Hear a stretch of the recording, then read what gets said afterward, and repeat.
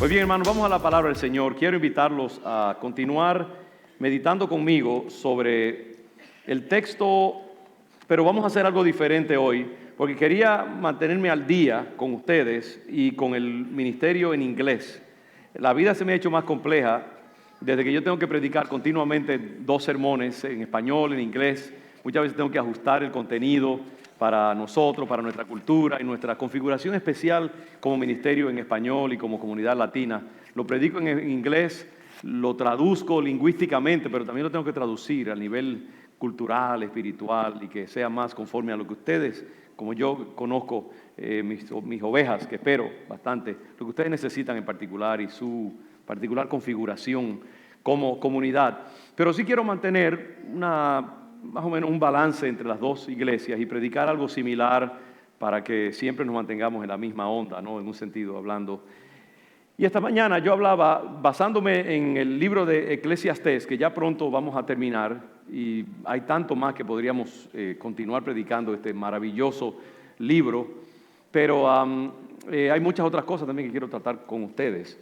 Pero sí quiero mantenerme un poquitito más y sacarle un poco más de provecho y de filo a las palabras de Salomón con respecto a nuestra ignorancia y nuestra debilidad. Yo quiero hablarles acerca de servir y ministrar y liderar inclusive desde una postura de humildad y de servicio y de debilidad inclusive. Y eso puede sonar un poco extraño, pero quiero desarrollarlo más. Y ustedes recordarán que yo leía el domingo pasado que Salomón nos advierte de nuestra ignorancia. Recordarán el video que usamos de este gran científico que decía que la verdad es que a pesar de que nosotros tenemos una entrada, una ventana como nunca antes al proceso del nacimiento y de la formación de un embrión en el vientre de su madre, no sabemos en realidad cómo explicar, cómo es que el cuerpo sabe cómo armar lo que es un ser humano, un cuerpo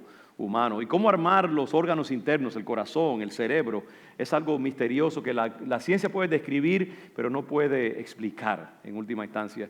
Y Salomón usa eso para advertirnos de que nosotros no conocemos los misterios del mundo. Y dice, como tú no sabes cuál es el camino del viento o cómo crecen los huesos en el vientre de la mujer encinta, así tú también ignoras la obra de Dios, el cual hace todas las cosas.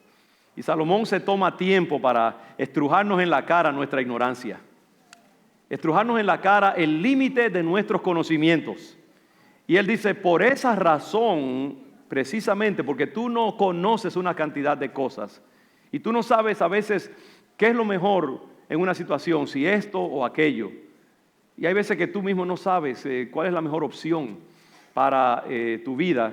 Por eso trata diferentes cosas y mantente abierto a diferentes oportunidades, a diferentes cosas que vienen a tu vida. Esta mañana, de hecho, me viene a la mente alguien que vino del ministerio en español. Ella siempre viene al ministerio en español y también viene los miércoles. Es una madre soltera y la vi aquí esta mañana en el servicio en inglés, al final del servicio. Se acercó a mí, me dijo, pastor, aquí estoy porque yo estoy aprendiendo inglés y aunque no entiendo todo, quise venir al servicio en inglés para aumentar mi conocimiento del idioma. Y esta es una hermana humilde que no creo que haya estudiado muy altamente, pero yo la felicité lo más entusiastamente que pude de que estuviera aquí esta mañana para ella adelantar su proceso de aprendizaje. Sabemos que el idioma es tan importante en la cultura en que vivimos.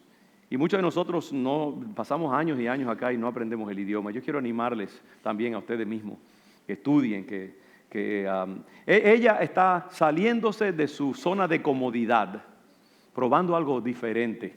Yo sé que para ella resultó quizá un poquito amenazante venir al ministerio en inglés, nunca lo ha hecho antes, pero yo me siento, wow, de gloria a Dios, porque ese espíritu de esfuerzo y de tratar cosas nuevas, de superar nuestros temores, nuestra ignorancia, está moviéndose en la congregación León de Judá. Y eso es bello para nosotros, que seamos atrevidos, que probemos nuevas cosas. Estos hermanos que vienen hoy a decirnos, hey, ¿le gustaría usted considerar la idea de bendecir la vida de un niño, abriendo su hogar, aunque sea por un tiempo temporero?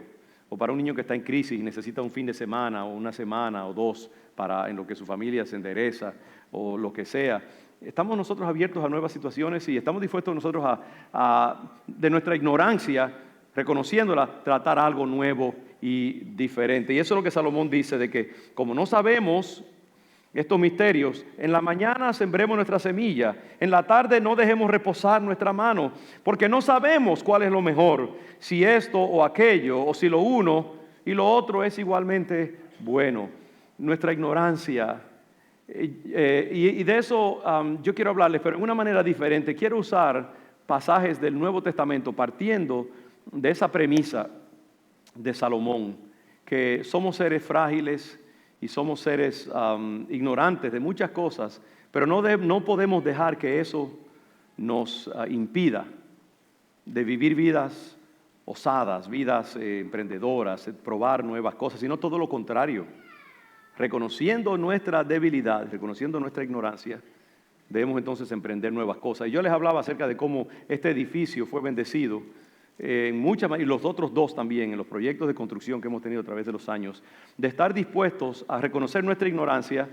Y una de las cosas, ¿sabe?, que nos ayudó mucho en estos edificios fue el hecho de que no teníamos todo el dinero que se necesitaba. Interesantemente, nuestra carencia de todos los recursos financieros para emprender estos grandes proyectos nos fue de bendición porque nos obligó a desarrollar nuevas destrezas. ¿Saben ustedes? Cuando comenzamos el primer proyecto, yo pensaba en mi ignorancia de que rehabilitar el primer edificio del 68 de Northampton Street nos iba a costar como $150,000.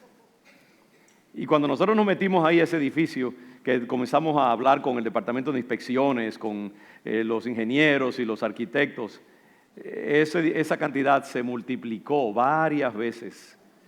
Y entonces yo me di cuenta, wow, nos hemos metido en un gran lío. Pero ¿sabe qué? Que el Señor usó nuestra fragilidad para enseñarnos a desarrollar nuevas formas de construir, reciclar materiales. Yo me convertí en un depredador de cosas usadas en la región. Y me iba lejos de aquí, de Boston, a encontrar puertas y ventanas y una cantidad de cosas. Y el Señor nos permitió hacer un trabajo verdaderamente envidiable, que ustedes ven los edificios y su calidad, pero desde nuestra debilidad. Y eso me obligó a usar gente también, entre comillas, débil. ¿Sabe qué? Gente como tú y como yo, constructores, gente que ponía sheetrock, personas que ponían carpeta, una cantidad de cosas que generalmente esas personas no eran usadas en esa área, pero Dios la usó en su debilidad. Quizás no podían hacer grandes contratos, pero porque no tenían grandes oportunidades, quizás estaban dispuestos a trabajar con nosotros. Miren, por ejemplo, arriba ese techo. Usted ve ese techo tan bello, así hecho de esa manera, como un tablero de ajedrez. Ese techo es el producto de, nuestro hermano Gonzalo Álvarez, que le doy las gracias. Gonzalo es un ebanista increíble, y Gonzalo hizo ese trabajo, lo hizo con Javier Encina también, el hermano Roberto Naranjo. Toda esa madera preciosa que ustedes ven acá fue hecha por nuestro hermano Gonzalo. Lo que está enfrente acá también, toda esa madera. Y yo les digo, hermanos, eso hubiera costado una fortuna, sinceramente. Pero como no teníamos el dinero, quizás si hubiéramos tenido una congregación de esa que tiene millones de dólares, tiene un millonario por ahí, que sabe que yo voy a donar 10 millones para hacer el edificio. Hay iglesias así, ¿sabe? Pero el hecho de que nosotros tuvimos que depender de gente común y corriente, entre comillas, nosotros economizamos en este edificio millones de dólares. Y ustedes reflejan el trabajo. Mucho de lo que ustedes ven acá fue hecho por nuestra propia gente latina, que hablan inglés con acento, pero no yo decía, su intelecto no tiene acento, su intelecto es muy, muy funcional. Pero muchas veces la debilidad te obliga a desarrollar recursos y destrezas que de otra manera tú no usarías. Y el Señor Jesucristo nos llama a vivir nuestra vida, así mismo, desde una postura de debilidad, aunque parezca raro. Y yo sé que a los pentecostales nos gusta hablar mucho de poder. Todo lo puedo en Cristo que me fortalece. Filipenses 4:13. Y eso es cierto. Pero ¿sabe qué? Muchas veces los pentecostales en nuestro énfasis sobre el poder nos olvidamos de la cruz. Y nos olvidamos de que muchas veces en la debilidad Dios nos hace fuertes también. Y que la mayor expresión de eso es la cruz, donde el Señor se hizo extremadamente débil para nuestra salvación. Y allí, amarrado a la cruz, imposibilitado de moverse, humillado, expuesto a la vergüenza mayor, allí el Señor Jesucristo despojó a los principados y a las potestades y ganó la victoria más grande de todas, la salvación de la humanidad, la derrota de los poderes del diablo en una cruz, simplemente sangrando y dejando que su vida se escapara de él en amor hacia nosotros. Y la Biblia habla mucho acerca de la necesidad de nosotros movernos en la debilidad cultivada, no una debilidad de complejo de inferioridad o un derrotismo debilitante o una imagen pobre de nosotros mismos, no, sino una debilidad deliberada, una debilidad bíblica que reconoce que todos tenemos nuestras limitaciones, que uno no se lo sabe todo, que uno está lleno de imperfecciones y que solo por la gracia del Señor nosotros podemos ser de bendición. A diferencia del que cree que se lo sabe todo, del que cree que lo tiene todo resuelto y que puede entrar a cualquier situación y cambiar las cosas y de un día a otro hacer una transformación. Al Señor le gusta trabajar por medio de la humildad y la sencillez. Hay un pasaje, por ejemplo, de muchos diferentes pasajes que nos recuerdan acerca de cómo de la debilidad muchas veces viene el poder. Por ejemplo, en Mateo capítulo 20, ustedes recuerdan la historia de la madre de los hijos de Zebedeo, Mateo 20, que llegó ante el Señor con sus hijos y postrándose ante el Señor, le pidió algo y le dijo, el Señor, ¿qué quieres? Ella le dijo, ordena que en tu reino se sienten estos dos hijos míos, el uno a tu derecha y el otro a tu izquierda. Como quien no pide nada, ¿verdad? Que uno sea tu vicepresidente y el otro sea tu ministro de finanzas o lo que sea. Ella estaba pensando que en términos de poder, sabe que en nuestros países, en Latinoamérica y aún aquí en Estados Unidos, también en todos los países, mucha gente se pega a un candidato que creen que va a ganar. ¿Por qué? Porque cuando gana el candidato, ellos con tener un puesto, y nosotros decimos, está pegado, queriendo decir que esa persona está bien conectada. Y se pegan a un candidato creyendo, y yo creo que la mamá de estos jóvenes y también ellos mismos estaban siguiendo a Jesucristo porque creían que el Mesías, los judíos creían que el Mesías iba a ser un rey carnal, humano, político, que iba a restaurarle a Israel el poderío que tenía durante el tiempo de David, que entonces en ese tiempo Israel era un poder internacional. Y ellos creían que el Mesías, cuando viniera, iba a venir en el poder de David y reinstalar a Israel y quitar la bota del imperio romano de sobre sus cuellos. Pero ¿qué pasó? Que el Señor vino humilde y vino como un siervo sufriente. Ellos no sabían que había dos profecías. El Señor vendría en debilidad y en humildad en su primera venida, y en su segunda venida vendría como rey. Y ellos leyeron los textos proféticos a través del lente del poder, porque el pueblo judío es un pueblo que siempre ha sido aguerrido y a veces un poco altanero también. Y ellos no podían concebir de la idea de que el Mesías pudiera venir humilde y sencillo para ser crucificado y para de esa manera efectuar la salvación de la humanidad. Ellos creían que iba a ser a través de la política, la espada, la guerra. Y entonces cuando el Señor se aparece allí, pequeño, humilde, montado en un pollino, recuerdan, dentro de poco tendremos el Domingo de Palmas, y el Señor bajó del Monte de los Olivos y se montó en un pollino, un burrito. Y aquí viene este supuestamente gran rey montado en un burrito, imagínense.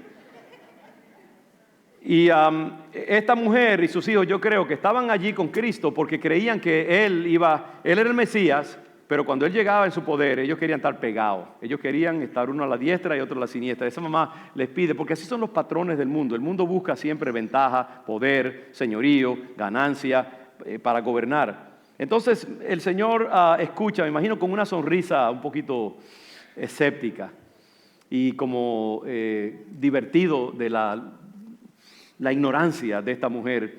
Y entonces el Señor respondiendo, versículo 22, le dijo, Ustedes no saben lo que me están pidiendo. No sabéis lo que pedís. ¿Podéis beber del vaso que yo he de beber y ser bautizados con el bautismo con que yo soy bautizado? ¿De qué estaba hablando el Señor? La cruz. Porque la cruz iba a ser un bautismo. ¿Sabe que la palabra bautismo quiere decir sumergir? Meter algo, una sustancia, completamente en un líquido. Y el Señor estaba ya viendo lo que le esperaba en la crucifixión. Él iba a experimentar el dolor más terrible que ningún ser humano hubiera experimentado. Tanto al nivel físico, porque la crucifixión era una agonía y una tortura terrible, pero también en el sentido emocional, espiritual, psicológico, porque Él iba a ser inundado con la culpabilidad y el pecado de toda la humanidad. Él iba a llevar en un momento dado, el Señor iba a asumir en una forma sustitutiva el pecado de toda la humanidad, y Él iba a pagar el precio de la humanidad en su persona por medio de la cruz. Y este ser que nunca conoció pecado, que nunca había experimentado el pecado dentro de sí, iba a sentir en sus emociones, en su mente, en su cuerpo, en su constitución humana, todo el sentido de suciedad y también el sentido de separación de Dios que establece el pecado. Y ustedes recordarán ese momento cuando el Señor estaba en la cruz, que dijo: Dios mío, ¿por qué me has desamparado? ¿Qué pasó en ese momento? El Hijo, que había vivido en perfecta intimidad con el Padre a través de toda la eternidad, por un momento sintió que se dividió esa unidad. ¿Por qué? Porque él estaba en ese momento cubierto con el pecado de la humanidad y sintió la separación, la enajenación. ¿Cómo se siente un niño que siempre ha estado con su mamá o su papá y de momento se pierde en un mall o en una calle de un parque y mira alrededor y no ve a su papá o su mamá y se siente totalmente desamparado, frágil, lleno de pánico? Así se sintió el Señor en ese momento en que el pecado lo separó de su Padre y su cuerpo lacerado, una noche sin dormir, azotado, débil, pasando por esta experiencia terrible. Y el Señor ya sabía lo que iba a experimentar. Entonces cuando Él les dice: ustedes quieren poder, ustedes quieren sentarse uno a mi derecha y uno a mi izquierda, ustedes saben lo que me va a costar eso, y están ustedes dispuestos a pagar ese precio. ¿Y qué dice esta mujer tonta y totalmente clueless, como dice en inglés? No sabe de qué está hablando. Dice: sí podemos. Wow. Lo que es la ignorancia humana, ¿verdad? ¿Pueden ustedes ser bautizados? ¿Pueden ustedes ser sumergidos hasta la coronilla en la experiencia terriblemente dolorosa con la cual yo tengo que pasar para llegar a sentarme a la diestra del Padre? Porque Él iba a sentarse a la diestra del Padre, pero le iba a costar un terrible sufrimiento. Y esta mujer, que no entiende que el camino al poder es a través de el sacrificio y el servicio, le dijo: sí podemos, porque no entendía nada de lo que estaba hablando, era ignorante bíblicamente. Y entonces el Señor le responde: sí, es verdad, a la verdad de mi vaso beberéis. Esa copa que él le dijo: Señor, si es tu voluntad, por favor pasa esta copa de mí, la copa de la amargura, la copa del dolor, la copa de la humillación terrible. Es verdad, de mi vaso ustedes van a beber, porque él sabía que sus seguidores iban a ser perseguidos. Esta gente después iba a ser perseguida, porque en medio de su idiotez espiritual iban a servir al Señor y serían perseguidos, serían atacados, serían denigrados. Dice: es cierto, de mi vaso ustedes van a beber, y con el bautismo con que yo soy bautizado seréis bautizados. Pero el sentaros a mi derecha y a mi izquierda no es mío darlo, sino a aquellos para quienes está preparado por mi Padre. Cuando los 10, dice, oyeron esto, se enojaron contra los dos hermanos. Estaban los otros 10 por ahí oyendo detrás de la pared a ver qué es lo que estaban diciendo estos dos. Mira, ahí van Zebedeo y Juan, ¿qué será lo que quieren pedirle al Señor? Y dice que cuando oyeron esto, se enojaron contra los dos hermanos. ¿Por qué se enojaron? Porque ellos querían lo mismo. Ellos dijeron: mira, se nos adelantaron estos dos pendencieros acá. y se enojaron porque ellos también tenían lo mismo en su corazón, porque estaban cruitos, como decimos nosotros. Estaban con el Señor, pero todavía su mente no había cambiado, sus patrones de pensamiento no habían cambiado. ¿Y sabe que eso es lo que hace el trato de Dios en nuestras vidas? Cuando uno entra a los caminos del Señor, si uno entra de un corazón sincero, prepárese, porque el Señor le va a tomar en serio y va a trabajar en su vida.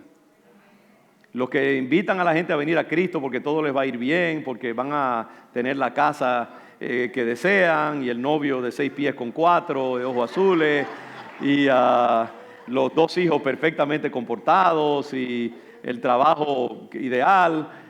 Muchas veces, hermanos, le hacemos una injusticia a la gente que entra al Evangelio prometiéndoles que todo les va a ir bien y que el Evangelio es un lecho de rosas y que no van a tener problemas. No.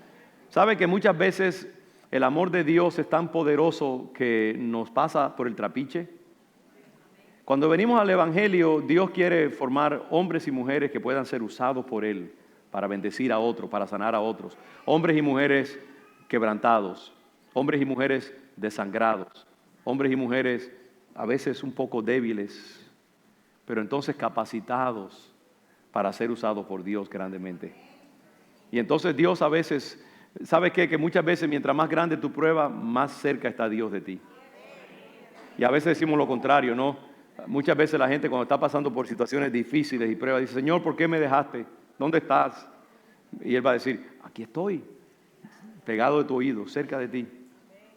Porque el Señor lo que más le interesa es tu formación.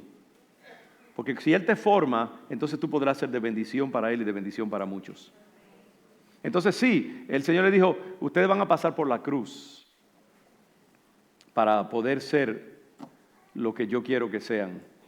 Cuando nosotros entramos a los caminos del Señor, firmamos un papel en blanco y le decimos al Señor, Señor, haz de mí lo que tú quieras. Ahora quiero decirles también que así como hay momentos de terrible tristeza y sufrimiento, hay momentos de un gozo increíble. Grandes bendiciones. También grandes triunfos, porque el Evangelio no es solamente sufrir, ¿sabes? Hay otro lado también de gente que le promete a la gente la cruz cuando entra al Evangelio, pero no les dicen, pero ¿sabes qué? También está el domingo de la resurrección. Dios quiere arreglar tu matrimonio, Dios va a bendecir a tus hijos, Dios te va a dar salud también en su tiempo, Dios te da poder para hacer cosas que tú pensabas que no podías hacer, porque yo creo también en un Dios que bendice y prospera a sus hijos. ¿Ok? Así como digo una cosa, digo la otra también. Pero ¿de qué te sirve a ti pegarte el premio mayor si no sabes qué va a hacer con todos esos millones de dólares? No tienes sabiduría, no tienes discernimiento, no tienes sobriedad, no tienes ciencia para usar. Y muchas veces le pedimos a Dios, bendíceme, dame esto, dame lo otro. Pero Dios sabe que si no tenemos la sabiduría y el carácter, lo que vamos a hacer es destruir y hacer daño. Mucha gente quiere ministerio, por ejemplo, pero están crudos espiritualmente. Y antes de Dios usarlos, tiene que probarlos, tiene que tratarlos, tiene que trabajar en ellos para que puedan hacer un buen trabajo. Y si tú quieres ser un buen padre, tienes que tener misericordia con tus hijos, tienes que tener gracia. Tú quieres ser un luminar en el mundo, Dios tiene que trabajar contigo, tienes que pasar por el bautismo de la cruz, eso es lo que te quiero decir. Habrá momentos en tu vida en que el Señor te llamará a un lado y te meterá en el desierto por un tiempo para trabajarte, para debilitarte, desangrarte, y entonces después te llama otra vez a la vida. Y entonces puedes disfrutar, puedes celebrar, puedes continuar con tu vida normal, pero ya en una manera más capacitado, más preparado para disfrutar de las cosas que Dios quiere darte. Entonces el Señor le dice,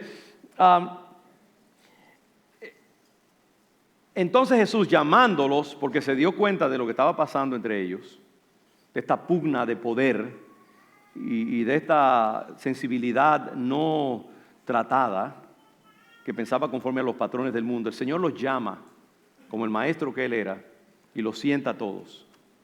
Y les dice, ustedes saben que los gobernantes de las naciones se enseñorean de ellas, y los que son grandes ejercen sobre ellas potestad. ¿Qué está diciendo allí? ¿Cómo es el mundo? El mundo se sirve de la gente. cuando están en poder. No puedo reprimir la terrible situación de Venezuela en este tiempo, una nación que está siendo crucificada por sus gobernantes. Y esta gente, viendo una nación sumida en la miseria por sus propias decisiones de ellos, que la han arruinado y la han llevado a una miseria que hubiera sido impensable e inconcebible hace unos años atrás, porque Venezuela era el país más rico de toda Latinoamérica.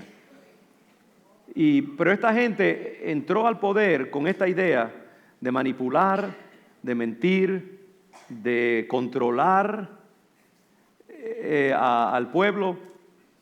Y mire la terrible situación en que se encuentra. Y esta gente no tiene la decencia de decir, ¿sabe qué? Definitivamente este pobre pueblo lo estamos llevando a la tierra, lo estamos enterrando. Vamos a irnos, aunque sea admitiendo, vamos a admitir que nos equivocamos y vamos a dejar que esta pobre gente respire.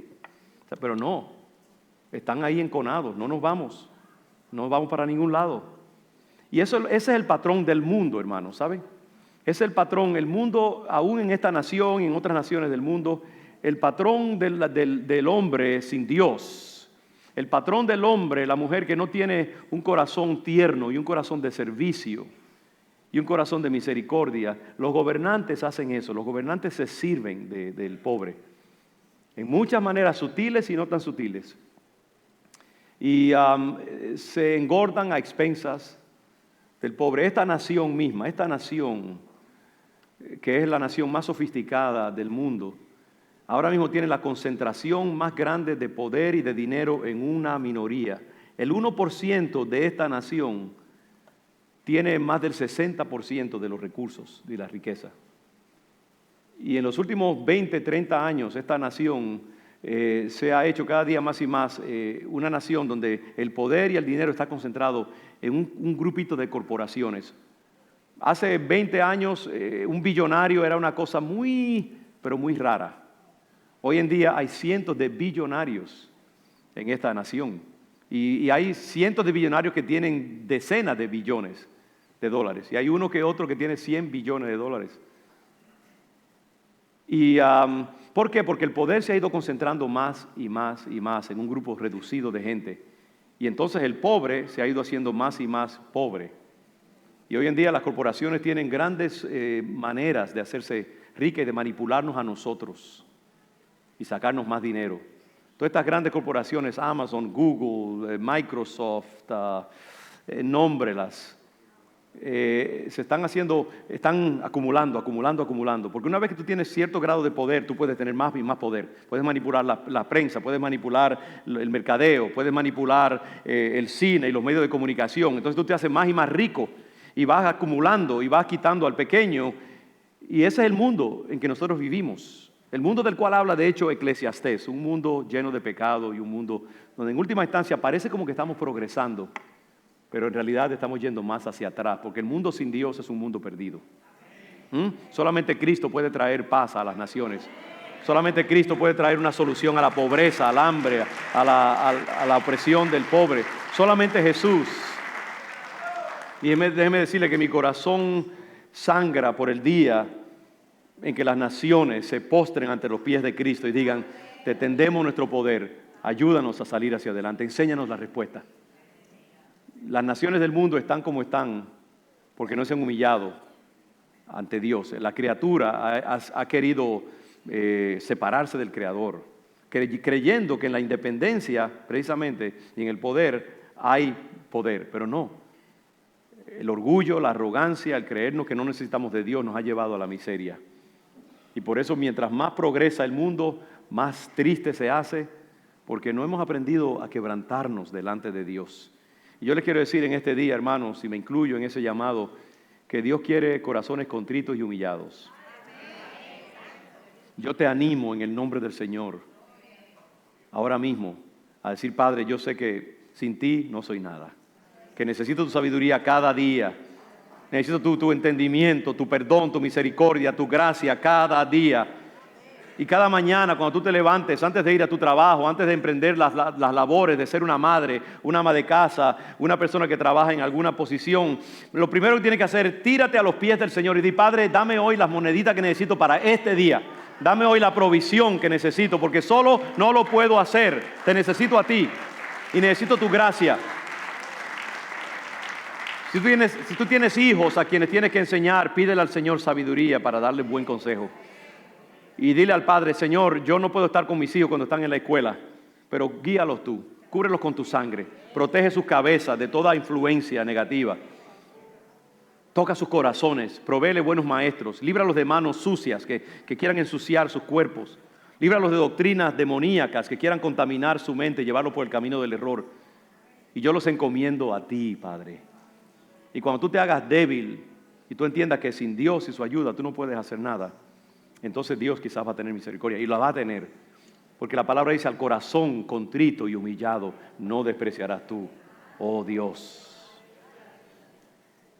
Cristo está buscando gente pobre, gente ignorante, gente que conozca sus limitaciones y que se haga una vasija vacía en la cual Él pueda poner su aceite para entonces usarnos para bendición de nuestras familias, nuestras comunidades, los lugares donde nosotros ejercemos influencia. Pero tenemos que ser crucificados.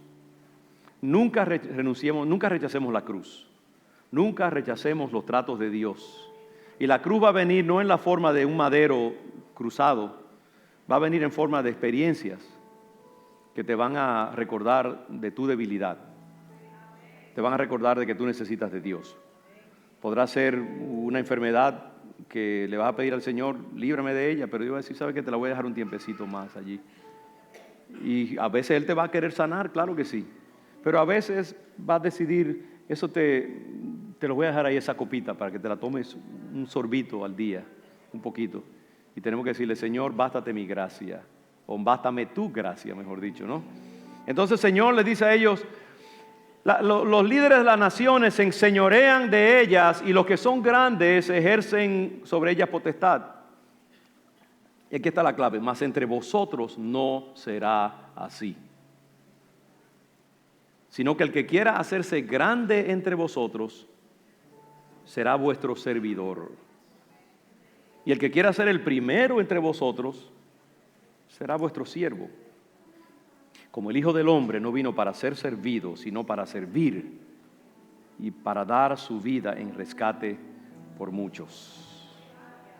Hermanos, Dios quiere cambiar, poner de cabeza los valores del mundo. Y muchas veces nosotros los cristianos venimos a la iglesia, pero la iglesia no se ha metido en nosotros. La iglesia no ha cambiado, el evangelio no ha cambiado nuestros patrones de pensamiento. La iglesia y las iglesias están llenas de personas que todavía siguen ministrando conforme a los patrones del mundo. Hay muchas iglesias, denominaciones enteras, ministerios, líderes que todavía quieren gobernar conforme a los patrones del poder. Queremos dominar a la gente que trabaja con nosotros. Queremos que las cosas se hagan a nuestra manera, y si no se hace así, ahí tienes la puerta para salir. Somos vengativos muchas veces. Queremos meter a la gente en una camisa de fuerza y obligarlos de la noche a la mañana a ser unos santos perfectos.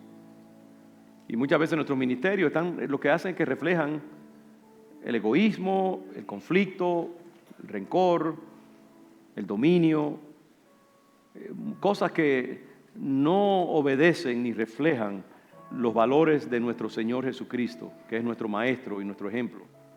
Yo le pido al Señor que ayude siempre a que nuestra iglesia sea una iglesia de ministerios. Hay una palabra que quizás usted nunca la ha oído: ministerios cruciformes. Esa palabra la usan mucho en el mundo liberal a veces, pero es una palabra muy buena, no es de ellos solamente. Cruciform ministries. Ministerios que tienen la forma de la cruz. Ministerios que reflejan la mansedumbre, la gracia, la misericordia, la bondad, el amor de Cristo. La mentalidad de servicio. Y muchos de nosotros hemos aprendido que no hay una manera más efectiva de gozar del poder y la protección divina que reconociendo nuestra debilidad y siendo dependientes del poder y la gracia del Señor Jesucristo. Porque aún en las iglesias está el error de que muchas veces los líderes poderosos que queremos son gente obviamente carismática, que se mueven con autoridad y hablan con autoridad y toman control del púlpito y de las iglesias y todo es fuerza y poder. Y yo imagino que muchas veces si Cristo se parara, no lo reconocerían frente a ellos. Porque el poder no es de nosotros, el poder es de Dios. Y muchas veces la gente que menos pensamos es la gente que Dios más quiere usar. Y yo me pido a mí mismo y nos pido a todos nosotros, Señor, ayúdanos a reflejar un ministerio cruciforme, un ministerio conforme a este Cristo que no vino a ser servido, sino vino para servir. Ese Cristo que dijo, ustedes me llaman Señor y dicen bien, porque lo soy. Pero entonces después de haber dicho eso y de saber que Dios había puesto todas las cosas, dice, bajo su dominio, tomó una toalla, una palangana de agua y le dijo a todos los muchachos, quítense los zapatos porque voy a lavar sus pies.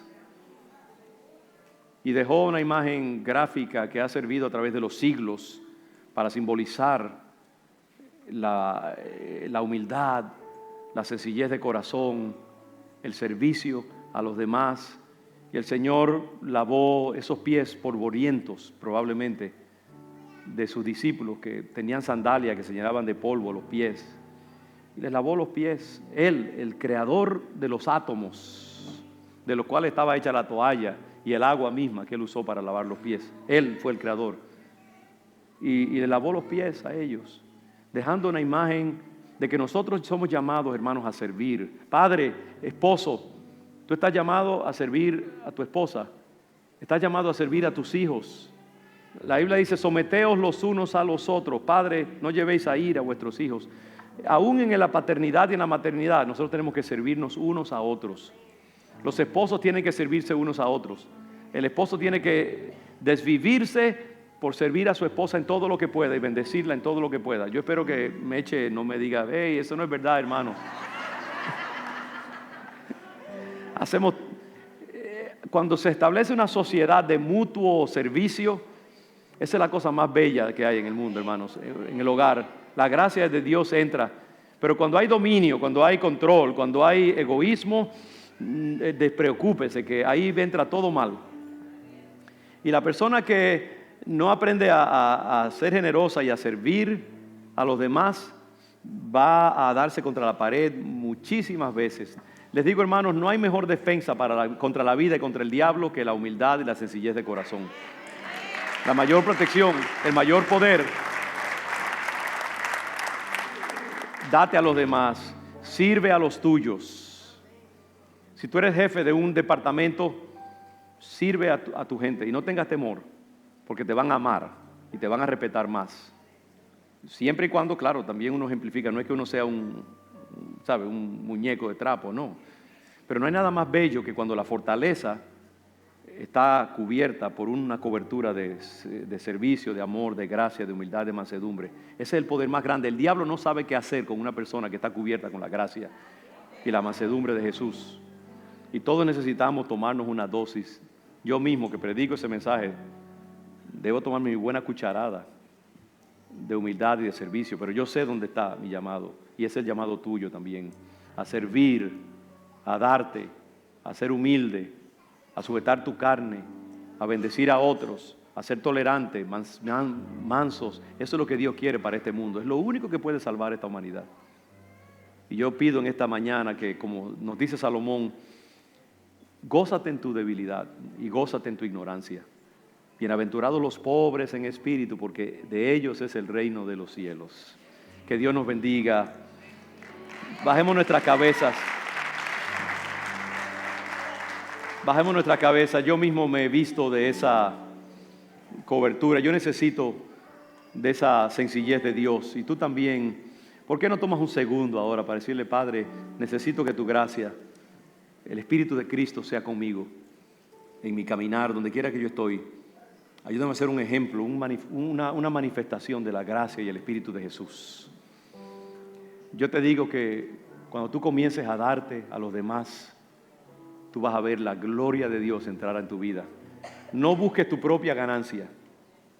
Olvídate de tu comodidad. Tómate una cucharada de cruz todos los días. Y yo te prometo que vas a encontrar la felicidad mayor en tu vida. Deja que el Señor cabe hondo dentro de ti, para que entonces pueda ser efectivo, para que puedas entonces reinar con Cristo a su derecha y a su izquierda. Pero todo comienza pasando por la cruz primero. Y Padre, en esta tarde nosotros abrazamos tu llamado. Y yo sé que si entendiéramos lo que estamos orando, quizás no oraríamos de esa manera, porque es costoso.